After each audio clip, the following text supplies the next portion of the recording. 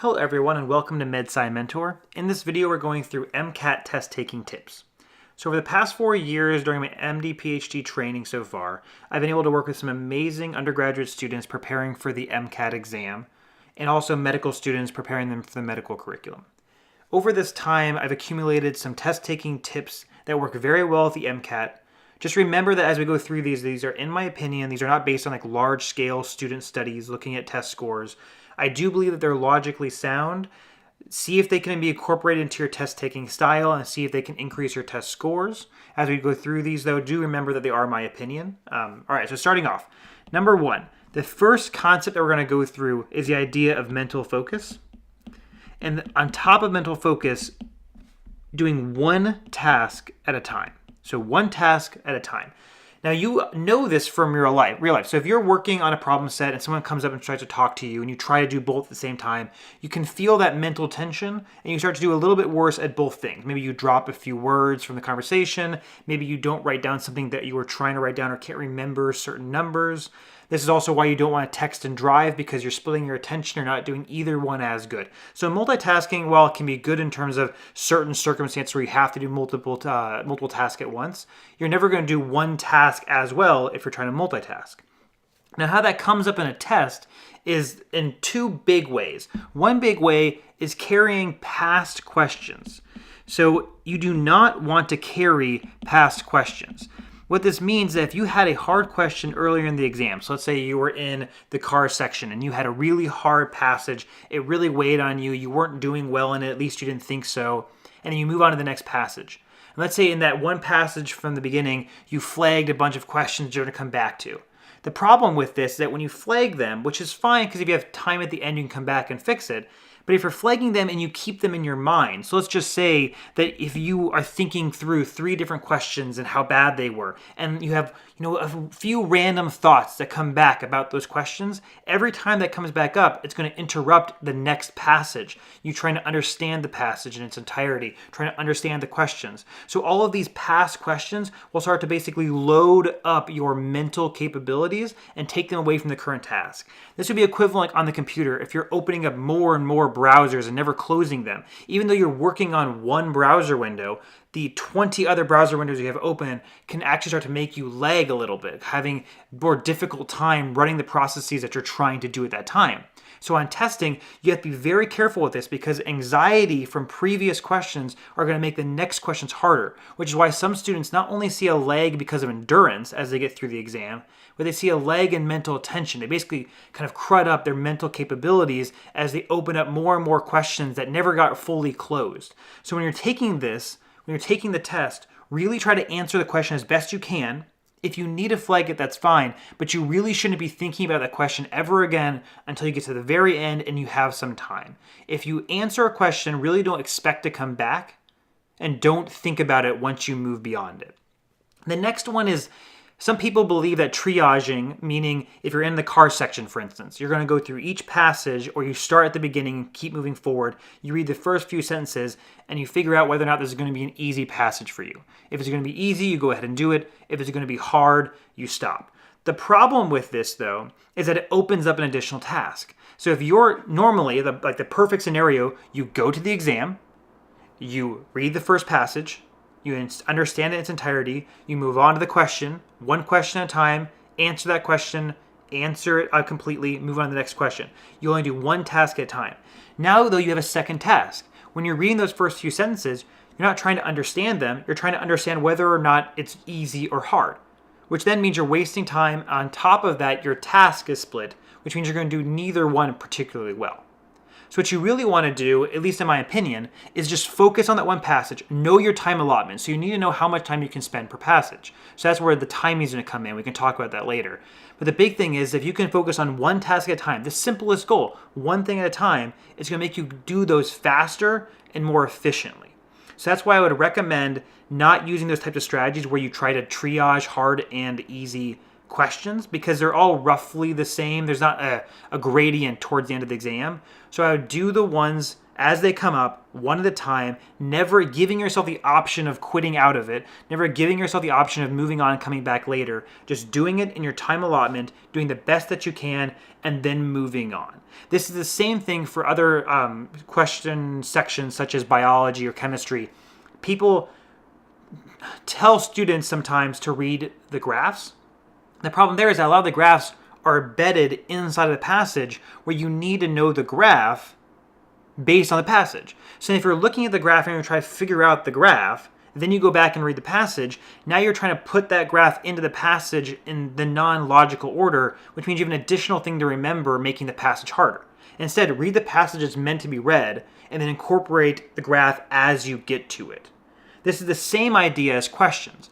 Another strategy is to go back and, like when you're in a car section, look at all the questions, see what they're going to ask you, then go to the passage. The problem there is that when you're looking at each individual question, you're now opening up another task to think about. Like, oh, where is it going to fit in into the passage? Instead, read the passage in its entirety first, try to understand it, then move on to each question one at a time.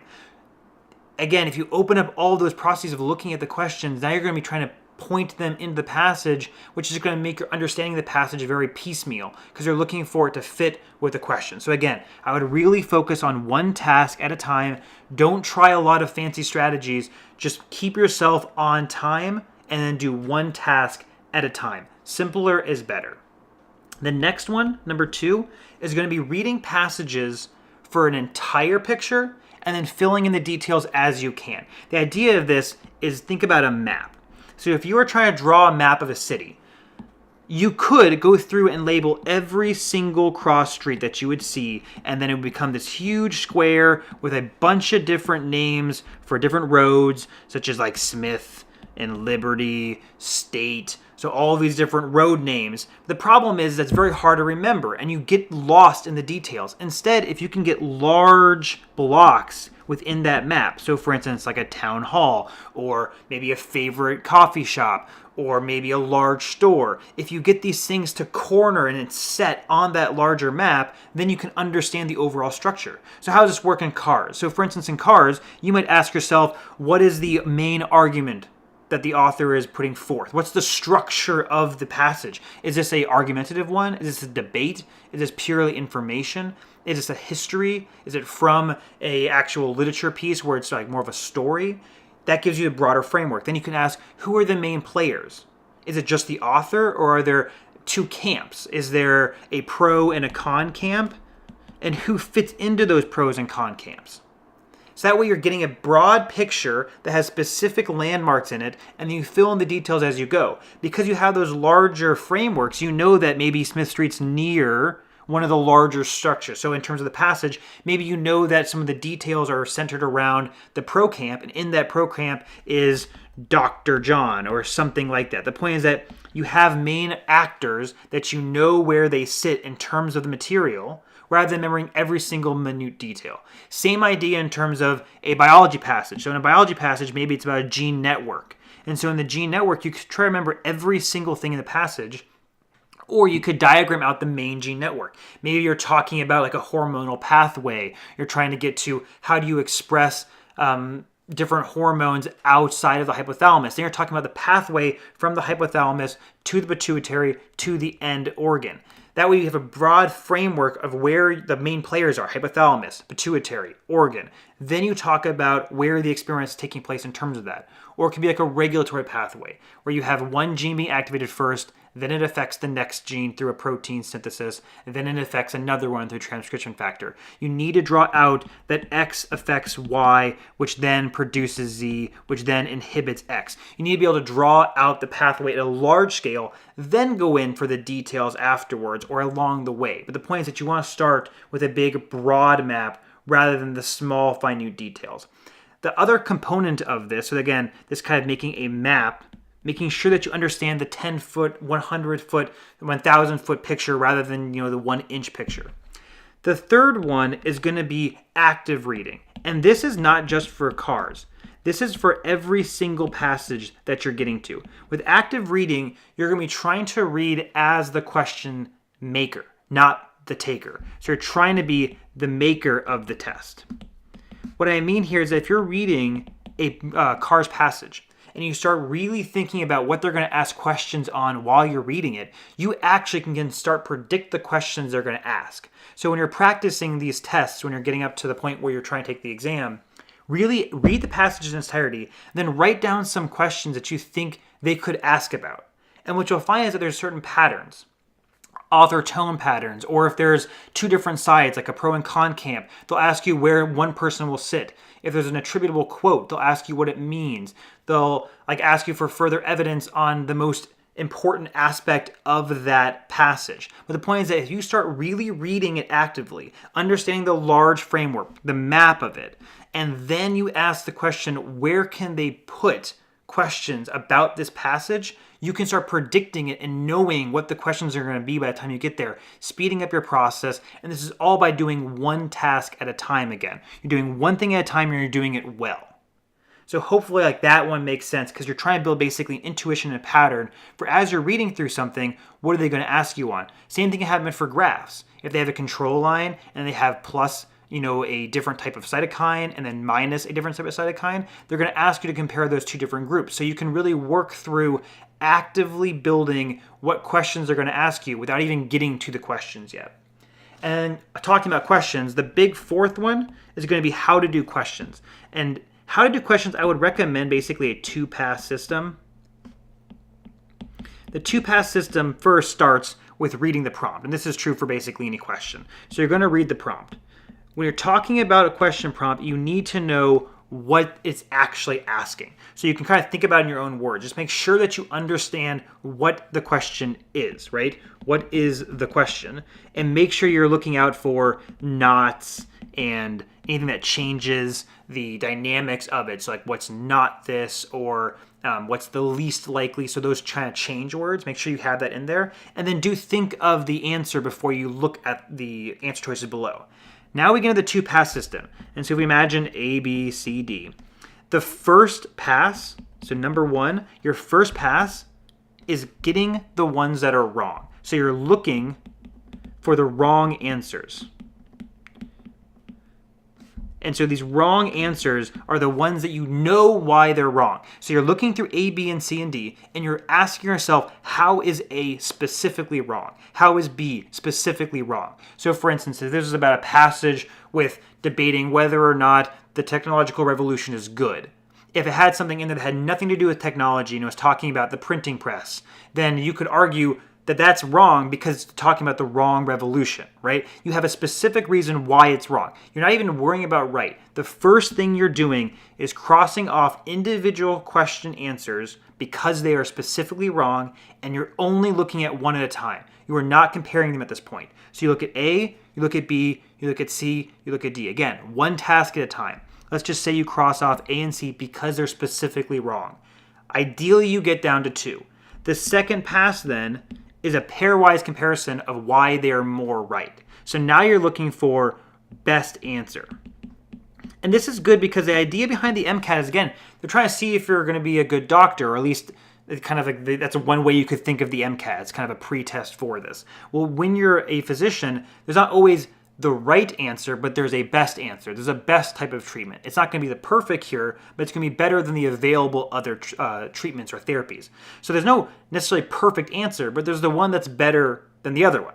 Now that you eliminated those purely wrong answers, you're left with the ones that are at least not wrong, but which one's better. And now with this pairwise comparison, which humans are better at pairwise comparisons in general, we're only comparing 2 things versus 3 or 4. Now you can compare these two directly to each other and ask, why are they specifically right and which one is more right? So again, in summary, for these test-taking tips, try to focus on one task at a time. Try to make your life simpler. Don't try to add in a bunch of fancy techniques because it's going to slow you down. If you're already having problems with timing and you're absorbing time now with looking at individual passages before you start them and just like diverting your attention to different tasks about assigning whether or not you're going to do it, if you're diverting time into reading the questions beforehand and diverting mental attention into not understanding the passage but remembering which questions they were, you're basically setting yourself up to bleed time and bleed attention, which is going to make things very, very difficult. And again, the whole idea of not carrying past questions, very important, because if you're someone that's a little bit more anxious about whether they got something wrong or right, At this point then, you might think that you have a bunch of questions wrong, which is going to weigh on you, making the next question even harder. So basically you're carrying more and more weight as you go, making the end of the exam a lot worse. So you could look for this if you're taking practice exams, seeing if your score drops as you go, because that could be endurance or it could be carrying questions and splitting your attention. Then make sure that you're looking for active map building. So looking for big maps to put the foundations in for these passages so you know where you are in terms of the passage, and then focus on the small details as you go. But make sure you understand the major components, not just the fine details. Do try to actively read, so you're trying to basically guess what's happening in the passage as you go through. What are they going to ask you questions on? The nice thing here is it's basically hypothesis generation.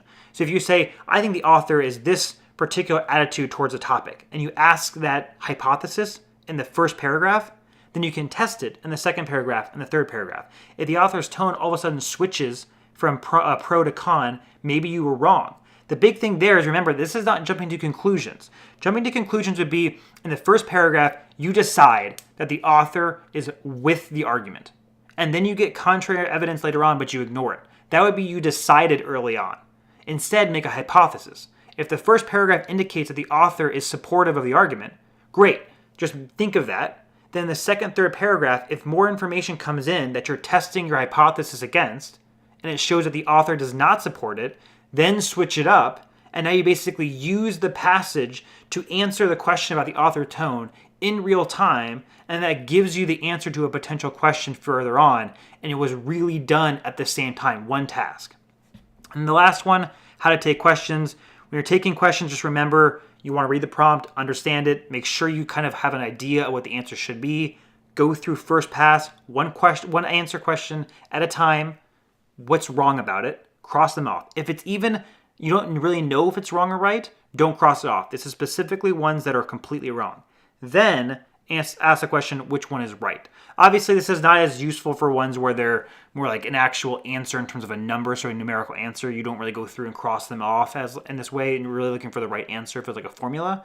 But this is going to be true for most biology questions, a lot of the chemistry questions, cars questions, psychology questions, so any of those types of questions. So I hope this video was helpful. I'm going to make another video about studying tips in the future. If you have any questions, please comment down below. I really would like to get to interact with everyone that's out there and kind of answer your questions, answer your comments, make videos that are useful for you if you have specific questions or topics that are more problematic. I really just want to help out as much as I can and make some good videos for you guys to enjoy and hopefully help you get into medical school if that's where you're going, or into grad school, or into college. So we'll continue to build our video pool as we move forward. So thank you and have a great rest of the day.